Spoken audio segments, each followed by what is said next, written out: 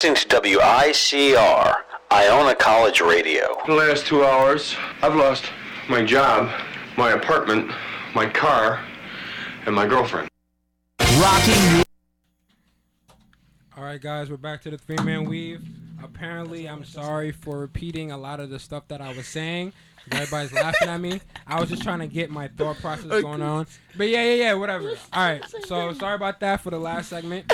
For the last segment, we're going to talk about the Bulls. I'm going to talk about the unfortunate events going on in Chicago. Everybody's laughing at me, but that's all right. We have Derrick Rose, who's out 4 to 6 weeks. He's had a successful surgery from the torn meniscus he's had. And we also have Jimmy Butler, who has an injury 3 to 6 weeks from an elbow, which I just recently saw was from DeAndre Jordan off a pick, which was very sad. And I was just like, are you serious? I was mad that that was the case that happened. The Chicago Bulls right now are the third seed, 37 and 23. Where do you see the Bulls ending up in the playoffs? Do you see them in the playoffs, or do you see them like ending up losing the entire? No, they're definitely going to make the playoffs because you're playing in a pathetic Eastern Conference. And it's Chicago. At worst, you'll probably drop to is probably the fifth seed, maybe. Well, Cleveland's definitely going to surpass them, that's for sure. And Toronto will pass them, even though they're struggling as well. Toronto. But Washington, they're a weird team. I don't really like Washington. I love John Wall, my second favorite player. But they're pretty bad, too, right now. I don't think Milwaukee will catch. So I think Chicago, unfortunately, they know how to win without Derrick Rose. I mean, we've seen it done in the past. Derrick Rose, he plays better off the court than he's on the court. Yeah. For the Bulls, in one sense, the Bulls, it's almost like they push harder without Derrick Rose. But the only thing is Jimmy Butler, that's a big loss. Yeah. Because Jimmy Butler's never usually injured, especially for this long. This is breakout year. He was their leading scorer, leading free throw shooter, leading steals. Yeah. He's doing everything for this I team. would like to see Doug McDermott play more. I love Doug McDermott. I think he's a perfect guy for this situation Dougie now with buckets. Jimmy Butler going down. Yeah. McDermott could score. I know he's a rookie, but if you put... Go ahead. What would the lineup be? It would be Aaron Brooks, who's a capable backup point guard. I guess they would put Tony Snell or Dunleavy at the Tony shooting Snell's guard. been doing work. That's why he's been getting more runs. Who's that on? Well, but McDermott's got to have his minutes rise But now. McDermott doesn't have handle. Who's that guy that... Dunleavy. Tony Snell. Tony Snell don't got handles he either. He could control the ball and really he could drive. It's he really could Aaron flash and Brooks. cut. Who's their backup point guard now? Aaron Brooks? Brooks. No, now without Derrick Rose playing. Oh, I don't know. Who's going to back up Brooks? I'm not entirely sure. Heinrich. yeah. Oh, yeah. So, all right, that's not bad. bad. Yeah. He's good. He's a veteran. Yeah, he's been in this situation. But, I mean, luckily they're strong and big up top. I mean, I'm down low. You got Mirotic coming off the bench and Gibson. Those are great bench players. And your stars, Gasol and Noah.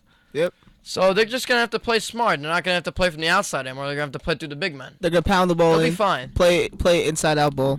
When it's all said and done, they're going to finish fourth. They're going to play Washington in the first round. I see them at worst going fourth. At best, maybe if Toronto keeps slacking, Just stay third. they can stay third. Or if Cleveland starts slacking, they can take second. Cleveland's going too. So if the Chicago Bulls were to play Washington, you wouldn't see who would you think would win? Because once Derrick Rose and Jimmy Butler come They would back, be they'll back. have like a couple games, just a couple, maybe like 2, coming back into the regular season to really warm up for the playoffs. First of all, Chicago's going to win because last year Washington was the ones who knocked out Chicago last year. So Yeah. what would make them win this time? First thing first, Pau Gasol. Pau Gasol is Pau going to be Gasol down was there. there. No one's guarding Pau Gasol. He's been a lethal shot blocker this year, averaging over 2. Joakim Noah is going to keep being Joakim Noah. The only problem I see is John Wall's going to be a problem, and Gortat's going to be a problem. And Not Nene? No, I don't think. I think I don't think the Bulls are going to win this game. I think they're going to win this series because, one, they have a better bench production now. But that being said, you're going to have Rose and Butler back in the starting lineup, so you're going to have Brooks go back to the bench. You're going to have Mirotic coming off the bench, who's played absolutely phenomenal the other night, and you're going to have Gibson. The Washington has absolutely no bench production. They have Martell Webster. They don't really have anybody. Is Beal even back yet? Chris Humphries. Yeah, Bradley I think Beal's he's out. he's out? He was out. He's been out. I don't Is know. he He back might yet? come back. He's coming back this week. But he's been out for 2 weeks. They can't really score the ball very well. They've lost a lot of easy games. Teams like Philadelphia, Minnesota. So I mean, I think that with the Chicago now, when you see the merge, like how much Pau Gasol has been an asset to the team, I think that for that first round, being against Nene and Gortat, they could get beat up in that first round. who, Chicago or Washington? Either or, if either of them get through, those are the four like biggest people in the East that you could say because they're both huge. Yeah. Like Pau Gasol and Noah, and then you have Gortat and Nene. They're all four are very strong. Well, then the Pau Gasol is the one that's the most flimsy out of the four. Gortat's kind of flimsy too. But he's not. Nene's solid, but Noah's the Nene is best. just- yeah, he's the Yeah, he's probably the smartest and most talented, like footwork and athletically speaking, down low. but just coming out of the But you got to think about all right, that's one thing, but you have to remember they're playing a little bit more than half the game. Who's playing the other half of the game? You got players like Mirotic and Taj Gibson going to come in the game, and they're going to be going up against people like Chris Humphries and Kevin Seraphin, which is, I mean, both teams have good backups. Yeah. It's going to be a battle of the big men, I think and John Wall versus Derrick yeah, Rose. that's gonna be John Ball versus Derrick Rose. I But understand the big man. The mismatch is Jimmy Butler against Paul Pierce. Paul Pierce is old. He's slow.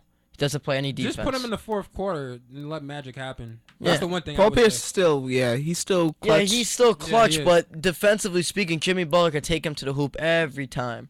But wouldn't Beal guard him? No, Beal's a lot smaller than Jimmy Butler. I mean, you could do that too, I but think they're still. both, I mean, They might do that so then they put Pierce on like Dunleavy or Yeah. Snell or whoever's in there at the time being. yeah, I think Snell's gonna be another person who you have to really watch out for because he does a lot of intangibles. Yeah. He does a lot, especially in the defensive end. That's one reason I was mentioning why McDermott does not get run. Because before, it was weird how Snell was there. I mean, last year, he averaged like less than 5 points a game at least. Because he didn't get a lot of minutes, so it just averaged out that way. Yeah, he can shoot a little if he's open. He can, because he was the one. That's why they got Barstow there, because they both went to the same school. Him and Tony Snell from New Mexico. Yeah. But what happened? Yeah, so McDermott, he was getting burned over Snell. And it was just like, why? It was just like, I know that he was the best person coming out of college, just shooting wise. It was a fantastic pick because the Bulls did 2 trades in the draft to get him, and I was just a perfect fit. But once he didn't hold his weight and also got hurt, he's just the person who's just there for the 3. But we already had that. We already had Mike Dunleavy. But that is true, that Dunleavy. Yeah, we had that already. All right, so hypothetically speaking, everybody is healthy. Everybody. So you're gonna have Butler, and the backup is who? I don't know, it's hard. I always think about. They Thibodeau, always think about switch the shooting guard. They do. Thibodeau never has a set 2. It's either has Dunleavy start or Heinrich or Snell. It's weird to say, but if you could pick a backup and a starter for each, so that's 4 guys. You got a starting shooting guard. Say it's Snell. Then you have Dunleavy come behind him. Then who's coming behind Butler? You put McDermott would have to get running.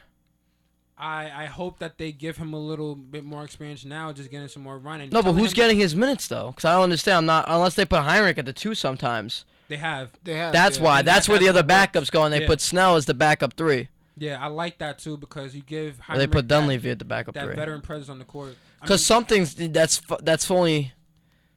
That's not 4 guys. That's why I was trying to Yeah. the starter and the backup. Yeah. Someone had to take someone's minutes. So okay, it's now that we know. third- It's so Heinrich. That's what we. And they forget have about. good size, so they're not. The Bulls are really tricky because they're not entirely playing small. Yeah. They have a lot of size, especially with the 3, 4, and 5. Yeah. Once you start, you might say Derrick Rose 6'4", then you might say Jimmy Butler, but then you get to say you had Tony Snell, you have him, boom. You have a guy playing defense, and then after that you have the Pau Gasol and Noah. You're set. You know what's weird about the Chicago style of play? Throughout the years, we've known Thibodeau's philosophy and the Chicago Bulls.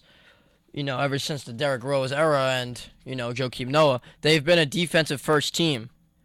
Like they want to win in games 92 to 88, but this year they sort of flipped the switch. Yeah. They're outrunning now, and they're winning games 112 to 107. It's crazy. They're not playing their type of ball. They're switching it up now. And do you think that's going to come back and affect them in the playoffs? Because they're playing an identity that's not really them. You understand what I'm saying? Yeah, I don't. It- Go ahead. they're not gonna beat Washington running it because they don't have that many people that runnable. that run. Yeah, like basically, Well, yeah. we're saying Chicago's not going to beat Washington. Washington at their own game. That's Washington's game. Run, Oh yeah, definitely. get John Wall to catch the ball coast to coast. I feel like they're or not a kick it out very the deep high-powered end. offense either, though. They're trying to play that half-court game too. I mean, besides John Wall and Bradley Beal, but they're not. You know, they don't score that much either. Washington. If you look at their points per game, I don't think it's that much. Like what I'm trying to say, Chicago's trying to play like a Western philosophy basketball in East. Nah, I can't say that. No, they are. They are. I mean, Look, the way their they're playing defense is now- not. I'm saying the numbers. The way they're You playing saying the now, defense or They're not offense? playing defensive games. Okay, saying offensively. they're playing No, I'm Western saying just the Conference way they're basketball playing. now. That's what he's trying to say. Okay. They're playing as if they're a Western Conference team. They're not playing how they've played in the last couple of years, like when they were going against Indiana. When they're playing that grinded or against out. Miami when they're winning 82-79. Yeah. You understood what I was saying. Yeah, I think they should in the playoffs. They probably would return to that grinded out basketball. That I think so. I think they would need to because that's how they're gonna win. yeah. I just hope that Derrick Rose is able to hold his weight because he's gonna be that guy to go to. I think that in the fourth quarter, I'm looking at him. I know that he pulled a game winner against Golden State on a shot. But then I remember him doing it again like a couple of like the next week or so, and he shot like an air ball. I'm like, bro, what are you doing? You know, so I hope that he can trust himself to go to the hoop, get fouled, hit free throws, because we know you can hit free throws. I mean, I know in Memphis when he was in when he was in college, he did not hit free throws at all. He was that guy that just not hit free throws. But now he knows that. No, he's a pretty as a good riding- free throw shooter. Yeah, as now. an NBA player now, but just he has to trust himself. I know that this torn meniscus. I want to see confidence. That's the confidence thing that's gonna take him, because once you saw him go into the hole like he usually did for the last couple years, before his first injury, you saw the Derrick Rose that was just fearless, and that's the one thing where, as a fan, for me, that's what I want to see in the playoffs, because I think that everybody's thinking, okay, you're hurt, so how long can you last in this league? I think if you think you're He's hurt the next again, Brandon Roy. hopefully, I don't. Yeah, he has been. He's been looking that way. But I just say, go all out right now. You know, get us to the finals one time. Let's just see that. You know, hopefully it's the Bulls against Cavs. We'll just see something. I just want to see something. I want to see something this year because it seems like the era of Derrick Rose is going to go down. It feels like it's dying, and I'm sad about it. But Rob, any last words on the Bulls for before we leave? I feel like the key to this series, if they end up playing Washington, would be how Jimmy Butler does scoring wise. Jimmy Butler's been scoring efficiently all season. If he can maintain that offensive game, Yeah, that's definitely the mismatch. Chicago could definitely take the series. How about for you? No, I agree with him. I said it before. I think Jimmy Butler is the mismatch, and he's the answer because John Wall, Derrick Rose, you know what's expected, and then the battle of the big men. But Jimmy Butler is that guy who puts them over the top. Okay. All right, so I'd like to thank Armand and Rob for coming through. Hopefully Sean's gonna be here next week, so we'll see how that is. And that's it for the 3-Man Weave. Thank you, and hope to hear from you guys soon. Yep. Peace.